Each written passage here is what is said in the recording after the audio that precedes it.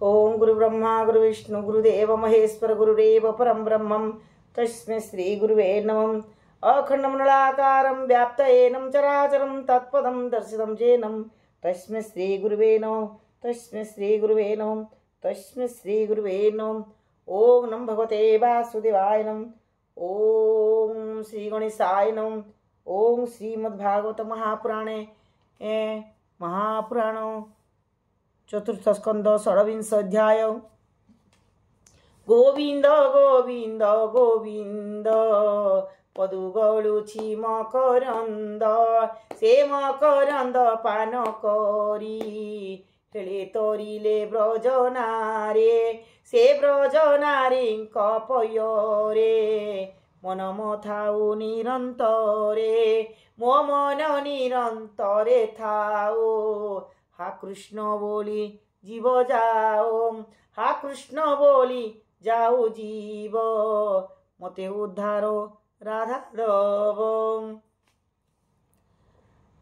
षड्विंशरे पुरंजन मृगया अर्थे गलावन मैत्रयुवाच पुणी नारद महामुनि कहन्ति हरि भाव घेनी सुन प्राचीन नृपवर से पुरंजन से मंदिर रहिला स्थिरी बस भोगे अज्ञाने मोह अनुरागे से एक दिने नृपवर मृगया अर्थे वन घोर उद्यम कला से राजन संगे दुर्जय भवमान संगे दुर्जय भट्टमान रथ आरोही शीघ्र गति अरण्ये प्रवेश नृपते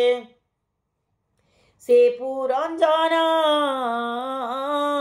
दिव्य जान अति सुंदर निरूपम पंचतुरंग रथ बहे गमन्ते पंच मार्गे होए अशेष बेगे ताहांकर गमने न पारे समीर सेवेनी चक्रे शोभावन एक अक्षे निवेदन निबंधन ध्वज त्रिवर्ण रूपे साजे शिरथ उपरे विराजे पंचबंधने सुशोभित एक सारथी तेजवंत एक नीड़ स्वभावन से राजा बसिवासन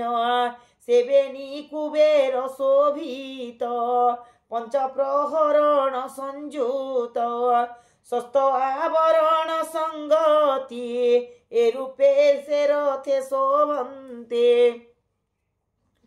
से हेम भूषण शोभन सांचुआ पिंधि से राजन बसिले मनज्ञ विमाने देखि संकंती पूजने अक्षय तुणीर बांधीन भूपति अति हरसेन से एकादश सेनापति संगते करी ननुपति चलती अत्यंत हरसे दिग विदिग चाहित से पंचम प्रस्त्र नाम जेहि प्रवेश्योर न्यरे जाए करेण धरी सरासन मृगया छले से राजन छाड़ीता प्रिय बती नारे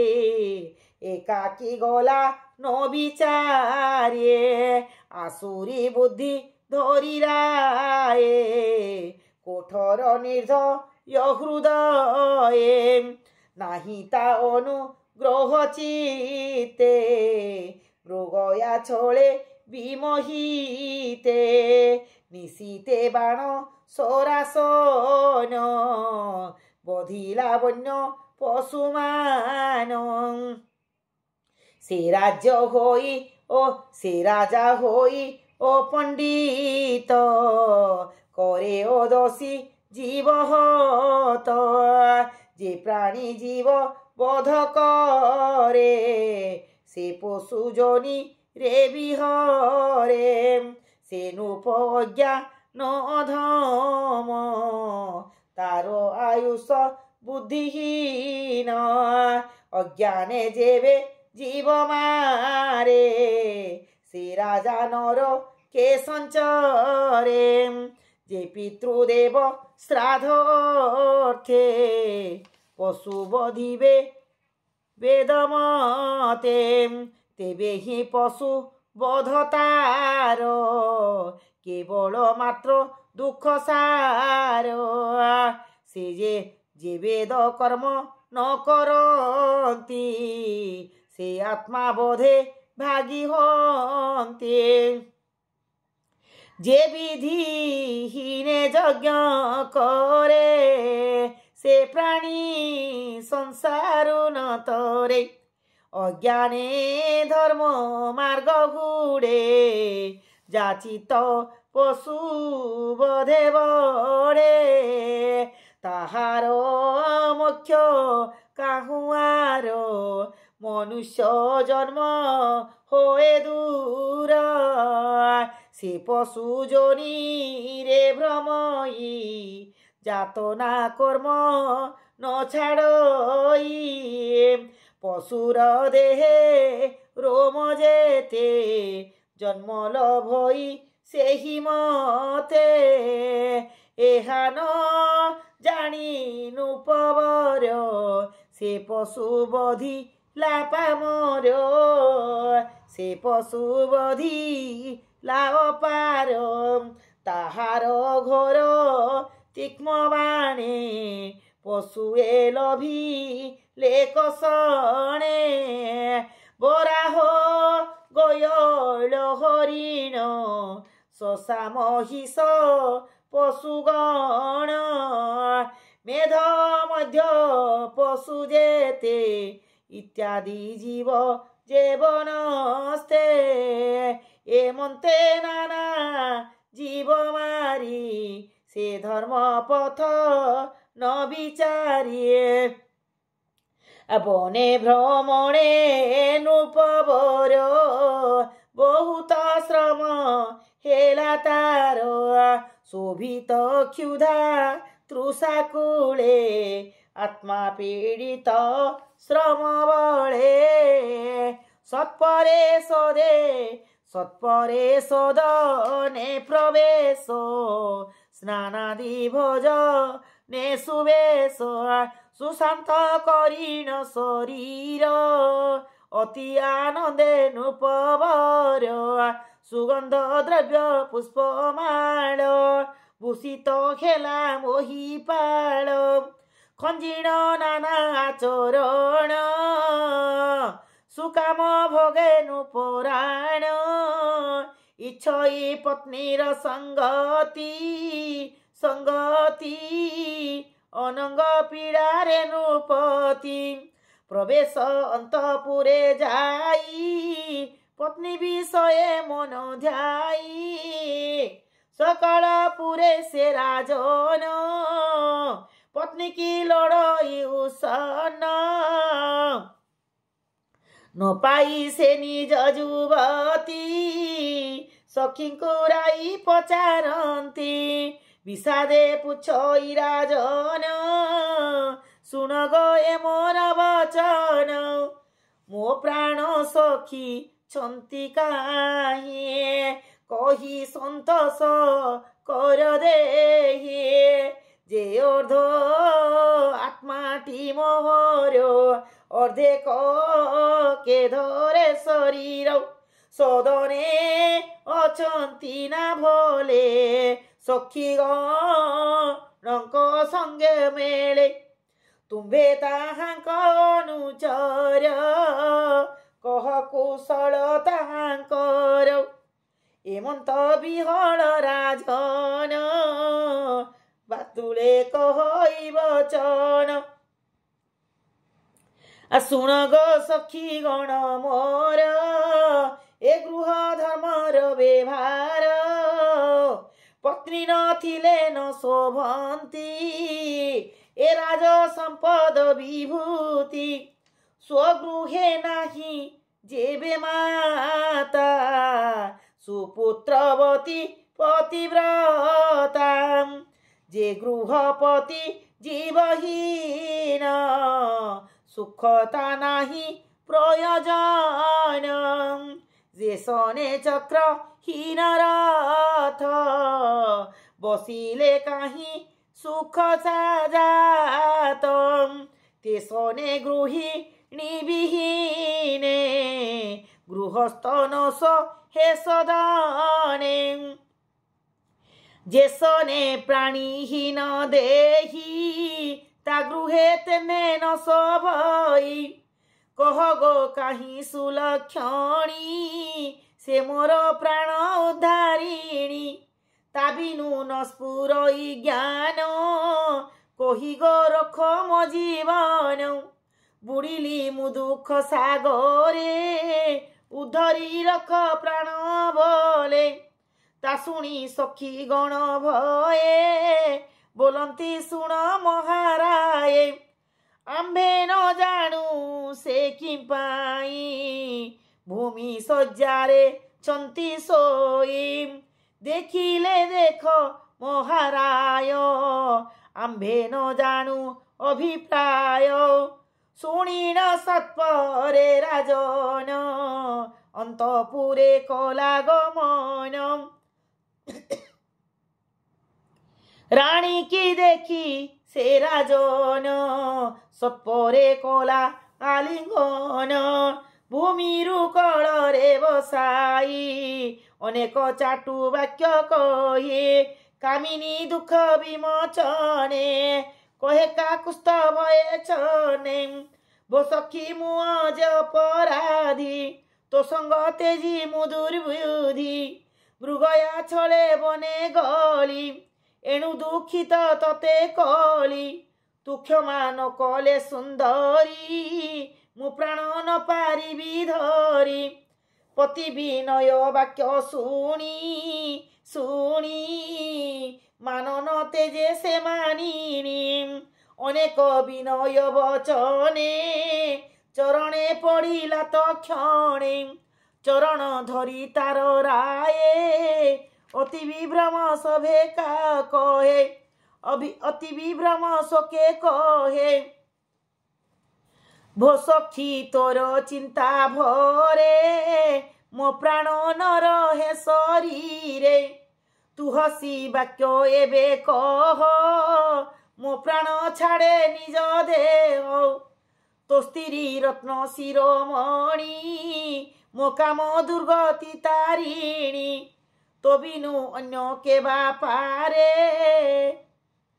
ए दोष क्षमा करिबारे जे पुण्यवंत वृत्त ठारे तो से दंडती प्रभु तोरे दोषानुक्रमे पाई दंड ता अपराध होए खंड जे स्वामी भृत्य न दंडती कपट भाव तांक मती से नित्ये भय दुखे दहे सेवक भाव कहीं रहे स्वामी सेवक जेबे दंडी दियंती अनुग्रहे मंडी ता जेबे भृत्य न बुझई से मूढ़ धमटई ताहार कहीं ज्ञान बुद्धि चिंता विभ्रमे निरवधि जेसने पिता अभिमाने बालक रोदे भये छने से पुत्र दश न धरती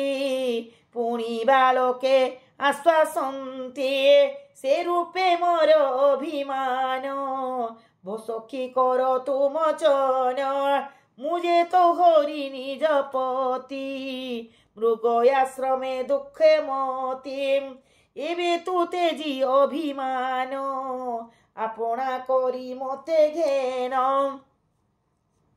हे नारी बर शुण एबे तो अपराधियान जेबे विप्र वैष्णव नही थिले अवश्य दंडी बई भले पलाई तीन भुवने जेबे पशिब बयचने तारे शरण रखे केही एमते देखिला तो नाही एबे मो चिंता ताप ज्वर तोर कटाक्ष दूर कर बस की रुचिर आनन तिले न देखी मोर मन मोर जीवन बहु दुखे स्नानादि भजन उपेक्षे सुंदर तनु तधूसर शयन करिछु भूमिर हे कामी धरिब जीवन देखि तो विवन बदन सुंदर सुकांतित प्रभा देखि टलिबे सुर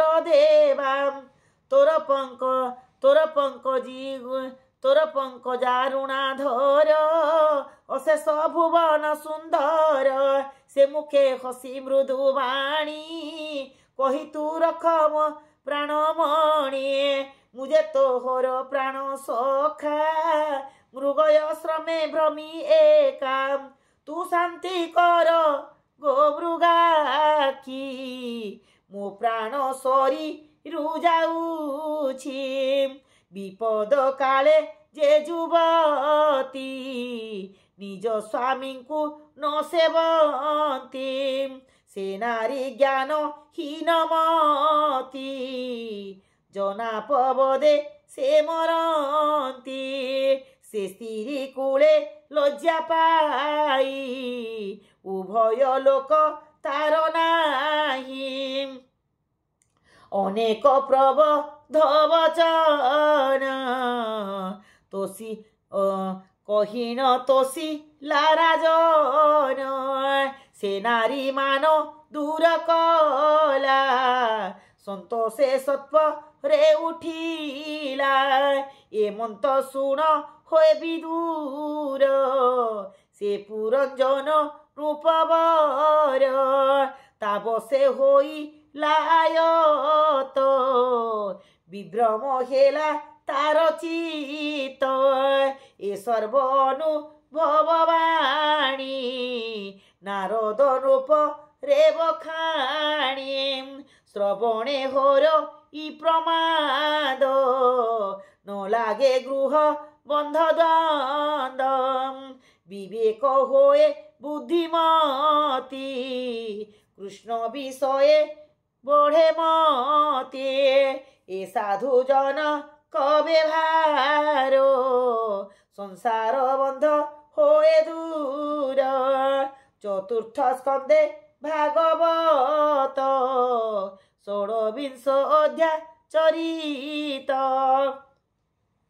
अमृत ज्ञान मय गीत कहिला विप्र जगन्नाथ गोविंद गोविंद गोविंद पदु गलुछि मकरंद से मकरंद पान करी हेले तोरिले ब्रजनारे से ब्रजनारी कपयरे मन मोथाउ निरंतरे मो मन निरंतरे थाउ हा कृष्ण बोली जीव जाऊ हा कृष्ण बोली जाऊ जीव मोते उद्धार राधा दव इति श्रीमद्भागवते महापुराणे पारमहंस्या संहितायां चतुर्थ स्कंदे पुरंजनाख्यानं नाम 16 अध्याय